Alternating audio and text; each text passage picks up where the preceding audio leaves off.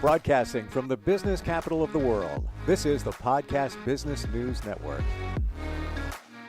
Hey, welcome back, everybody. We are going to delve deeper into a different way of living, a different way of healing, and it's all about indigenous medicine and the culture. Embracing that is somebody who it's basically changed his life, and he's with us now, and he's helping other people. Douglas Becker is on the program. Douglas, welcome. How are you doing? I'm good, thank you. How are you doing? I'm well. We do this every time we get together, but to define indigenous and the medicine and the entire culture, let's do that just to reset everybody in case they hadn't seen previous episodes. Sure. So, indigenous medicine is the medicine of the people that develop their culture in a particular place, yeah, or as a particular group. Maybe they were nomads too. But yeah, it's native medicine. Folk medicine is usually indigenous medicine. There's Chinese medicine. There's medicine from South America and Africa, and even the Eskimos have their own medicine. Yeah, it's all based on empirical evidence usually, and also based on, in their story, there was usually an event that happened where they were kind of given the medicine system by some kind of divine interaction, and then over thousands of years they learned that it was accurate. They would test it and find out that it was good. Would you say that herbalism is indigenous medicine or comes under that category? Yeah, I would say so. It's okay. It's a, that's a broad, someone can read a book and call themselves an herbalist, or take a class and call themselves an herbalist. It's yeah. Mm. Yeah, it's herbalism falls under it, but it's one aspect of indigenous medicine, I would say. Okay. How did this all begin for you? Well, yeah, I was, I grew up,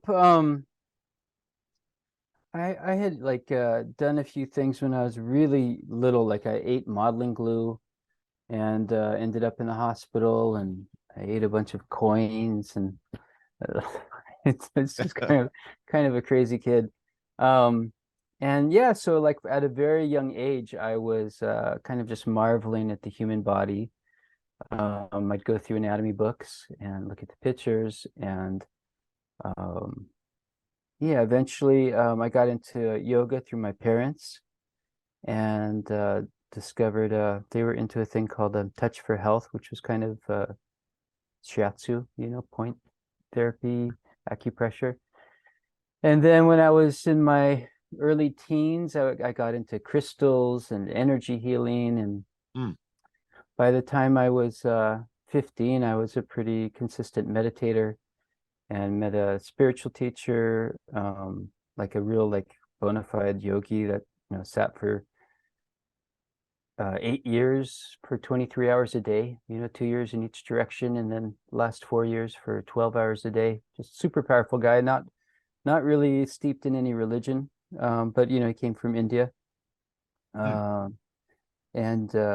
So through that, I was exposed to kind of Eastern ways of wellness, and started studying different things in college, all under the precept of healing. I studied music composition, actually, and then I studied biology, and then I studied architecture design, all around a 10-year period. And I also, during the study of architecture design, I was getting deeper into Ayurveda. I did a correspondence course, and then I got into bioterrain analysis and kind of naturopathic medicine. I had spent my early 20s doing lots of fasting and juicing and detoxification processes, and learned a lot of different things around that. And so then after bioterrain analysis, I was doing live blood cell analysis, And through some of the studies in that group with the bioterrain and live blood cell, they're called biomedics. They're in Chicago. They brought live blood analysis into the country many years ago. Yeah, through some of those principles, because I had a background in Ayurveda, I saw a lot of crossover and really unusual stuff, especially with cell membrane lipid research from the person that pioneered that kind of science in the modern days.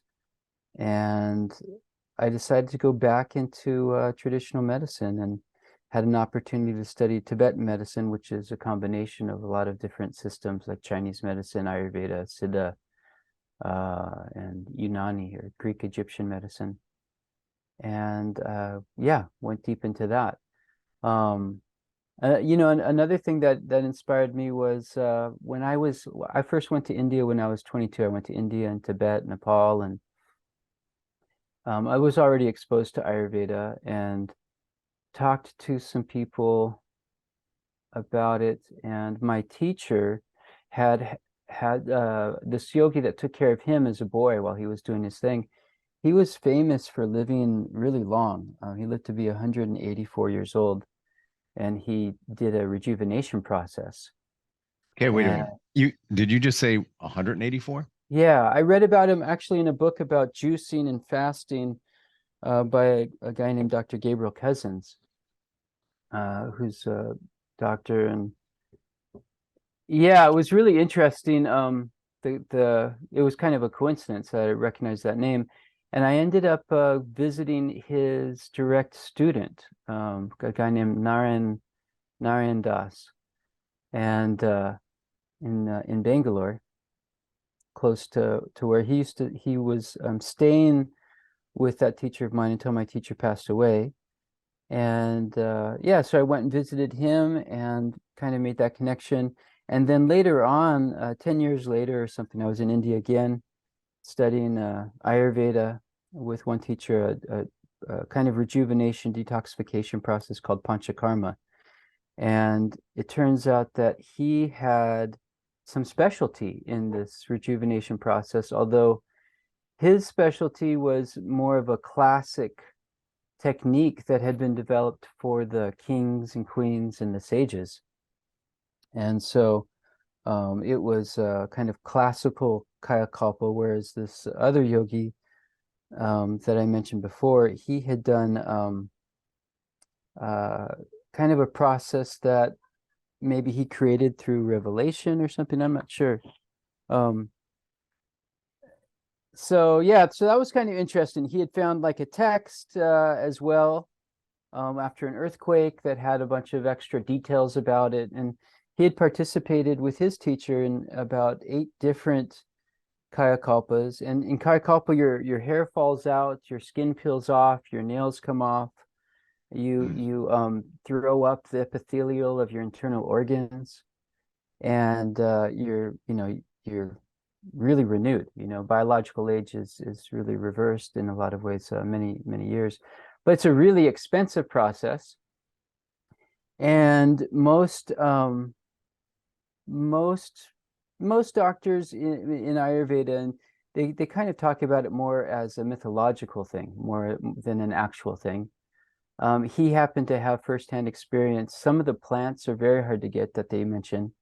Maybe in the high mountains of Afghanistan or Turkey, you can find them.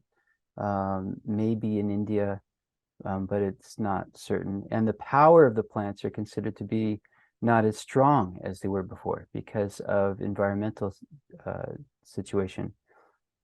So there's a lot of different thoughts about it. If you look up online, you can find Kayakalpa, and people do, in 3-day Kayakalpa, and they do also Panchakarma, which is what I studied. It has to be done at least 21 days. You can also find people doing 3-day Panchakarma. Kayakalpa is a 90-day process where you sit in a building that has 7 rooms with doors facing different directions, so you have fresh air, but it's completely dark. And it's like a darkness retreat, and you take certain medicines. And yeah, it's still around. There's still some people Wow. that are actually doing traditional Yoga. It's very expensive. And so I had some interest in anti-aging stuff as well. I found another process that this one family had been doing for many, many generations in their family, which is a 10-day process, and it was created for warriors originally when they get hurt on the battlefield. And they give you like something like 4 to 6 hours of certain kinds of massage with certain kinds of medicated oils, and it affects your nervous system, which then kind of heals your body very quickly. And so in 10 days, they can get all their power back and go back on the battlefield. So that's another thing I found access to.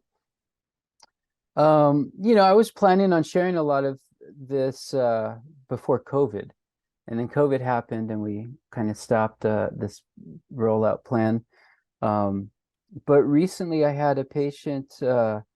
She's a Buddhist guru, Buddhist teacher with many students, and she was getting very ill and realized that she had ignored her body more than she should have.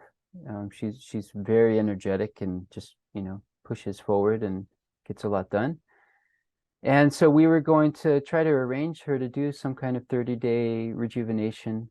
There's a few different options, and find a place for her to be. In Tibetan medicine, we also have a rejuvenation process using purified calcite, which is a really interesting process.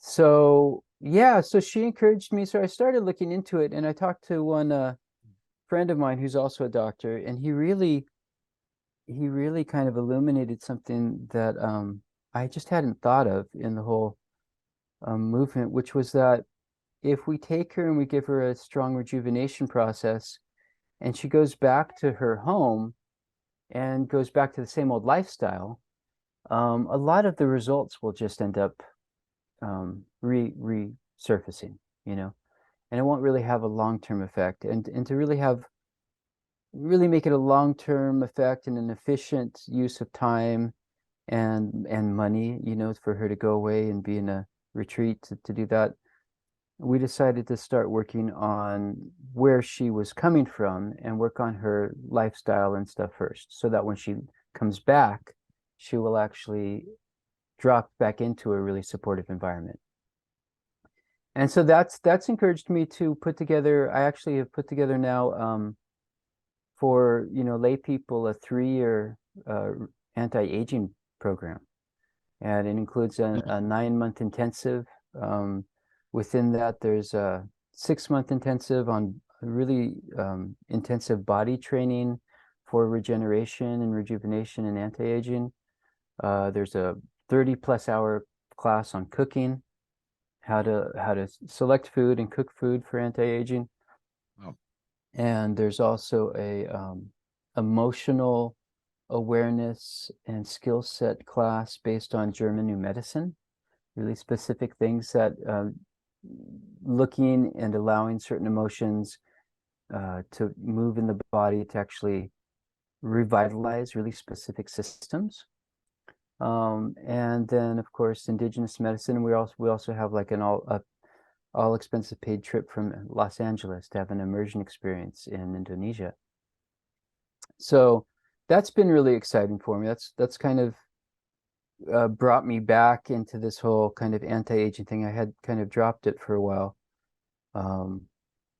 But yeah, that's what I'm doing, and that's kind of my story. That's where I came from. What a story. And exciting too, the anti-aging and the rejuvenation, but on the surface, it just illustrates the importance of exercise, diet, and your mindset.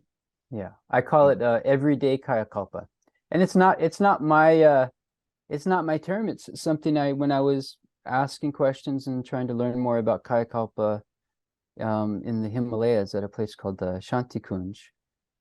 It's where a famous yogic mantra called the Gayatri mantra was created.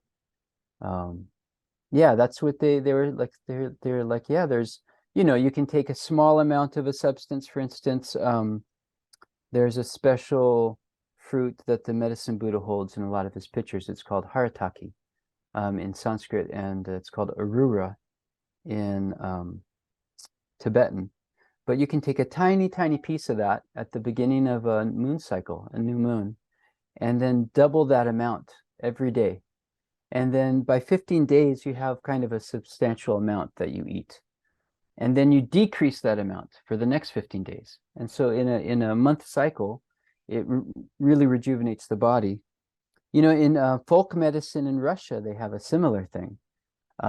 They take a bunch of garlic and they chop it up, and they chop it up or they put it whole.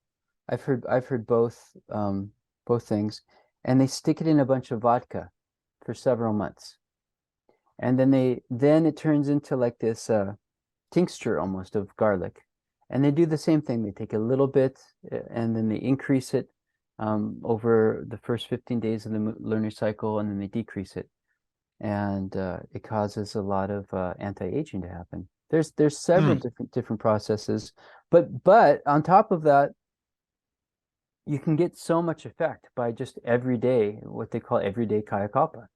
And it's having a certain routine, you know, and being gentle if you get off your routine, but trying to get a routine where you're doing certain things in the morning, eating a certain way with the seasons, with how you feel, with what you're doing.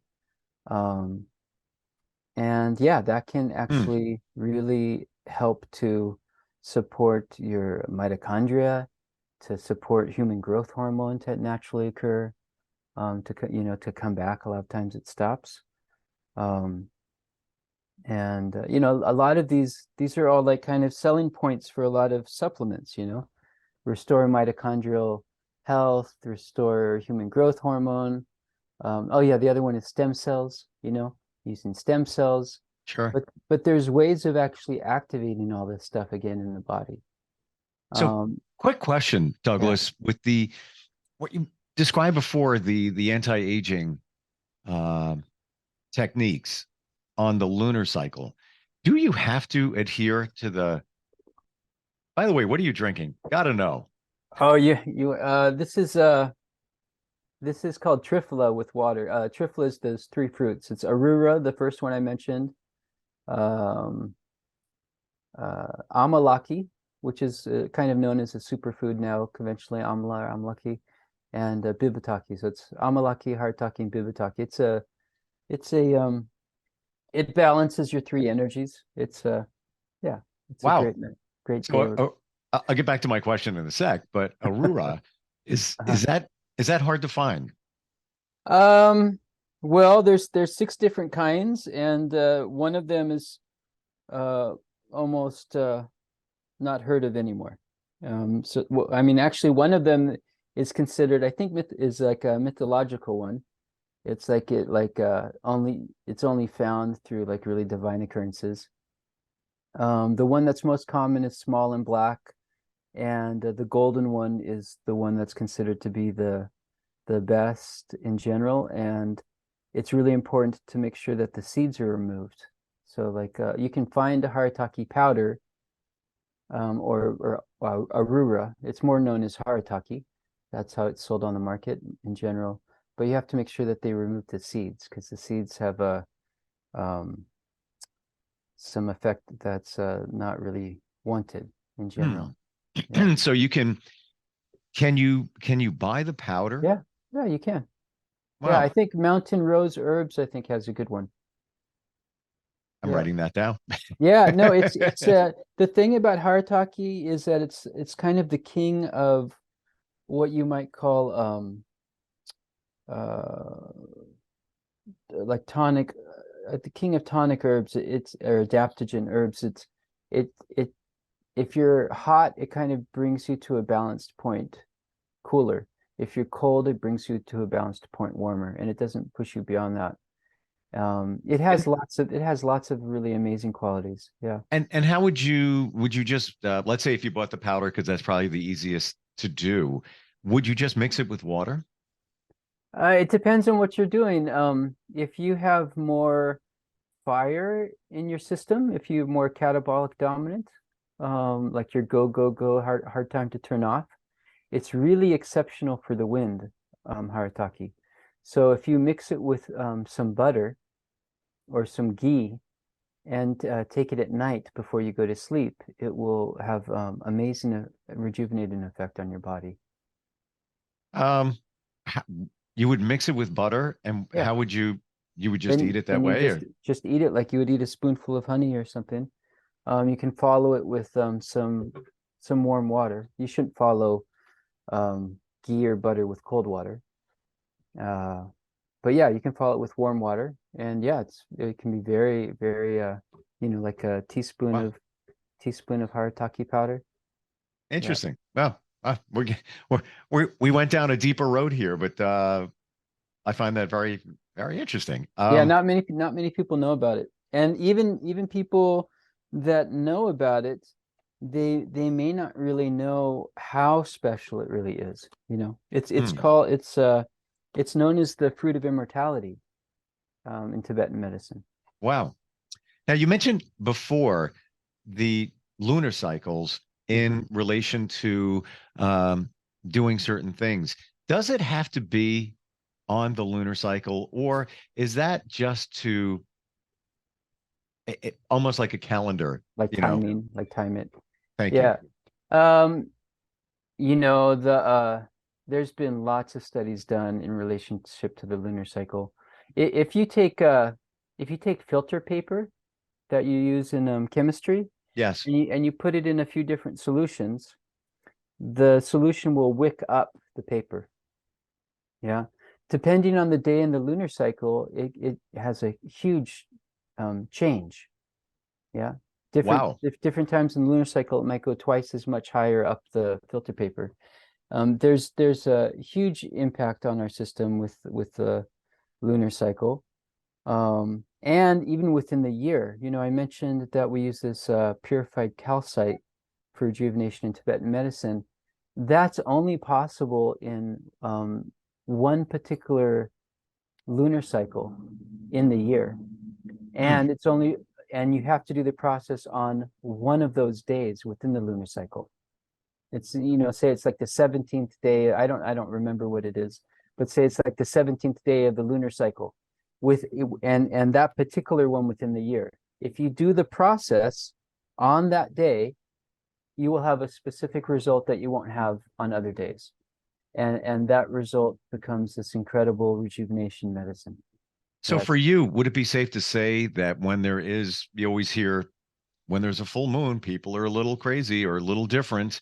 Um, would you somewhat agree with that? Yeah, it's totally true. Hmm. Yeah, absolutely. Wow. Absolutely. They've actually done studies. I worked for a guy named Dean Radin at one point. He wrote a book called The Conscious Universe. And we did a statistical analysis, and this was in Las Vegas. And the casinos paid out more money during full moons, hands down, all the time. Really? Yeah. So does it mean that if you go out on a full moon, you'll win? Not necessarily. It could also mean that there's just a lot more people going out to gamble on the full moon. You know, Traditionally, when it's a full moon, it's considered that your desire is kind of amplified. Yeah, like you want your passions and everything are amplified, and so Well, that in could also mean, based on what you're saying right there, that uh people are more aggressive in terms of gambling during a yeah. full moon, which invariably, if you look at the odds, more chances of payout, jackpot, because you're spending more and you know you don't know Yeah. what it is, but I'm going and I'm gonna win. Right? Yeah. Yeah, and also, what's another the day before the full moon is it was noted over, this is over thousands of years. The day before the full moon, the probability of your partner cheating on you or you cheating on your partner is extremely much higher. Usually it's the day where the partner doesn't come home at the right time or like, they're missing or something. Yeah, it's the day before the full moon. Interesting. Yeah. Wow. Hmm. Yeah, there's a lot to it. I mean, there's actually a whole science behind mental health and the full moon cycle as well. Well, Yeah. it's we always hear it and we think that maybe it's true, maybe it's not, but like you just said, hundreds and hundreds of years, people have been observed in many different ways, every month with these cycles, and it's got to be, if we're all talking about it. Yeah. We're just about out of time. Can you share your website with everybody if they want to Sure. learn more about what you offer? Sure, it's indigenousmedicine.net. I can share with you another link too in relationship to anti-aging that people, if they have interest, can go to, maybe if they want to learn more about specific anti-aging programs. Is that a link that we would put on this video? You could, yeah, I'll send it to you. Okay, it's a long link, I'm going to assume. It's kind of a long link. Yeah. Okay. Yeah, I remember we okay? talked about last time Okay. one of those links, and just to verbally say it might be challenging. Yeah, no, I couldn't verbally say it. But indigenousmedicine.net is kind of my main website to go to. Wow, fascinating stuff today, Douglas. And even talking about Haritaki. Haritaki, Haritaki.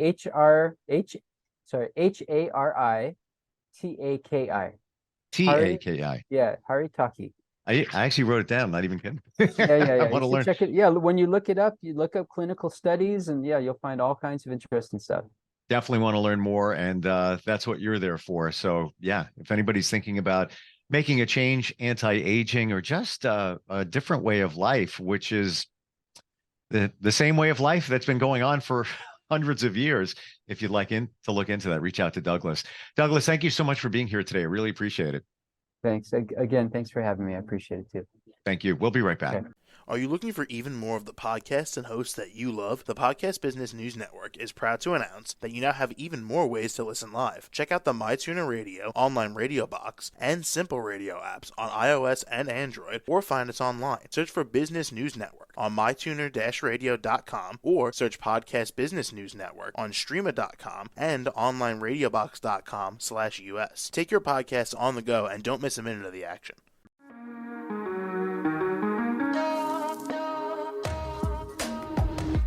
Broadcasting from the business capital of the world, this is the Podcast Business News Network.